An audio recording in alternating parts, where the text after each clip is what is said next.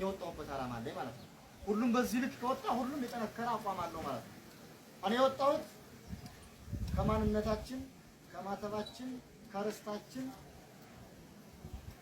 ተነስቼ በማንነታችን ተገፍተን ያልሆነ ትርክት የሰጠን እየታረድን፣ እየታሰርን፣ እየተፈናቀልን፣ እየተደፈርን በማንኛውም ሀገሪቱ ክፍል ላይ ነፃነት ተገፉ። በማንኛውም አራት ማዕዘን ላይ ርስታችን ተቀምጦ የአበበ ምክንያት የኔ ዓላማ አይቀይረውም ማለት ነው። የኔ ዓላማ የሚቀይረው ይህ አሰራር ሲያቆም ዓላማ የተሳካም ማለት ነው። እዚያ ሰዓት ነው የሚቀይረው። ከዛ ውጭ ግን ይሄ ካልቆመ ግን ሞትን መስዋዕትነትን ለመቀበል የወጣው እስከሆነ ድረስ በዚያ ልክ ሁሉም የወጣ ከሆነ የጥላትን አጀንዳ አይቀበልም። አበበ እንዲህ አለ፣ ከበደ እንዲህ አለ የሚለው ነገር ለሱ ደንታው አይደለም። አበበ ሰርቆ ስለሄደ ተከትሎ የሚሄድ ከሆነ አልገባውም ማለት ነው። የዓላማ ጽናት የለውም ማለት ነው። ስለዚህ የመጀመሪያ መልእክት እኛ ስንኖር ሰው ሲኖር ነገን ያስባል። ከዚያ ውጭ ግን እኛ እንድንኖር ያደረጉት እኛ እንድንጠጣ እኛ እንድንጨፍር ተራችን መስዋዕትነት መክፈል ቢሆንም ከኛ በፊት ግን መስዋዕትነት ከፍለው አፈር ይዟቸው ቆስለው ደምተው አካላቸው ጎደሎ ሆነው እኛ እንንቀሳቀሳለን ማለት ነው። ያ ዕጣ ፈንታ ታጋይ እስከሆን ድረስ አይቀርልን። ዕጣ ፈንታ እስከሚደርስ ግን የነሱን አፈር የያዛቸውን ዓላማ የነሱ አካላቸው የጎደለውን ዓላማ የነሱ የቆሰሉት ዓላማ የምታራምደው አንተ ነህ ማለት ነው። ምንም በለው ምንም ታጋይ በዚህ መስመር ውስጥ ይካተታል። ማንኛውም የከፈለው መስዋዕትነት ማንኛውም ታጋይ በትግል ውስጥ ካለ ይደርሳል ማለት ነው። ምናልባት አንዴ ሁሉም ስለማይሆን በተራ ስለሆነ ማለት ነው። ስለዚህ የሞቱት ጓዶችን ዓላማቸውን የምናስቀጥለው የዓላማ ጽናት ሲኖረን እኛ ነን ማለት ነው። ስለዚህ የግል አጀንዳ ከጥላት የሚመጣ አጀንዳ ተቀብላችሁ እንዳትዛቡ፣ የግል ስም ይዛችሁ እንዳትወዛወዙ። የእናንተ ስማችሁ አማራ እንጂ ዘላለም ብርሃን አይደለም። የእናንተ የትግል መስመራችሁ የአማራ በደል የኢትዮጵያ መፍረስ እንጂ የብርሃን እቅድ ወይም የከበደ እቅድ ወይ ያስቴር ያለሙ የሚለው እቅድ ሊሆን አይገባም ማለት ነው። ስለዚህ በዚህ ልክ እንድትሆኑ አደራችሁን እንድትወጡ ነው።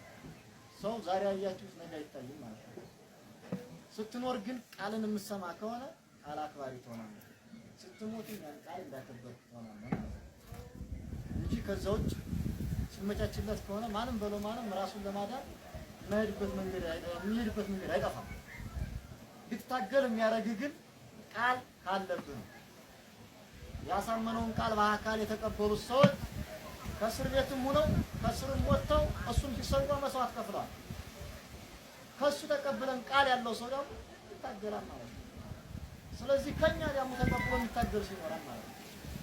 ስለዚህ የዓላማ ጽናት ቃል አክባሪ እንድትሆኑ መልእክቴ ነው። ከዛ ውጭ ግን በእኔ እይታ በማንኛውም መንገድ አማራ ያስተሳሰባል። ይሄን ራሴ ስላችሁ ሳይሆን በተግባር ምናልባት አንዳንድ ነገሮች መለካት ይቻላል። የአማራ ታጋይ ነኝ፣ የስም ታጋይ አይደለሁም። የአበበ የከበደ የስም መጠሪያም አይደለም። የአማራ ብሶት የወለደው የአማራ ብሔርተኛ ታጋይ ነኝ። ቀጥሎ ግን እውነተኛ ኢትዮጵያን ፈላጊ ነኝ። ስለዚህ ሁላችንም በዚህ ልክ መጓዝ አለብን፣ መጠንከር አለብን። ከዛ ውጭ ግን አሁን ባለው በዚህ 2 ቀን 3 ቀን ውስጥ የተደረገው ፕሮግራም ከልብ እኔ ደስ ብሎኛል። ለምን በሉት እኔ የሚወራው ሐሳብ አይቀይረኝም። ተከዜ እንዲህ አለ ራሪ እንዲህ አለ የሚለው ሐሳቤን አይቀይረኝም።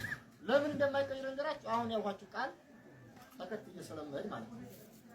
ነገር ግን በዚያው ልክ ሁሉም የኛ የትግል አመጣጥ መሰረት ያለው የፖለቲካ መሰረት ያለው የኢኮኖሚ ድጋፍ አነሳስ ካልሆነ ድረስ አብዛኛው የወደ ነፈሰው የሚነፍስ ስለሆነ ያሳስበኝ ነበር።